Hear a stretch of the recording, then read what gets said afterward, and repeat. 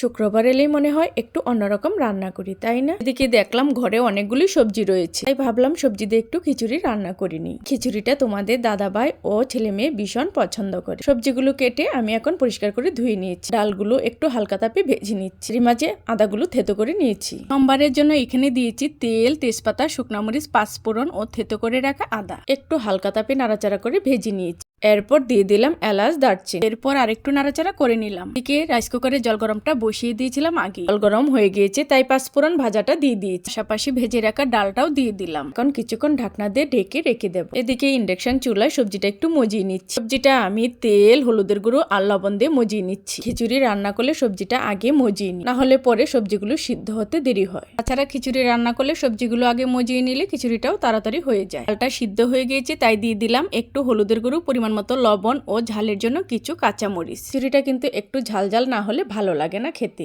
ডাল সিদ্ধ হয়ে গিয়েছে, তাই আমি দিয়ে দিলাম চালগুলো। এখানে নিয়েছি আমি কালো জিরের চাল। চালগুলো আমি আগেই ধুয়ে রেখে দিয়েছিলাম। সবজিগুলো মজানো হয়ে গিয়েছে, তাই এখন দিয়ে দিচ্ছি। অবশ্য চালগুলো সিদ্ধ হলেই তারপর দিয়েছি আমি সবজিগুলো। একটু নাড়াচাড়া করে ঢেকে রেখে দেবো। নামানোর আগে আমি একটু ঘি দিয়ে নামিয়ে নেব। তবে অফ ক্যামেরায় আমি একটু জিরে বাটা আর আদা বাটা দিয়েছিলাম, ওটা দেখাতে ভুলে গিয়েছি। এই তো আমার সবজি দিয়ে খিচুড়ি রান্না কমপ্লিট। আমার রেসিপিটি কেমন হয়েছে অবশ্যই কমেন্টে জানাবে। আজ এই পর্যন্তই বন্ধুরা, ভালো থেকো সবাই। দেখা হচ্ছে নেক্সট ভিডিওতে।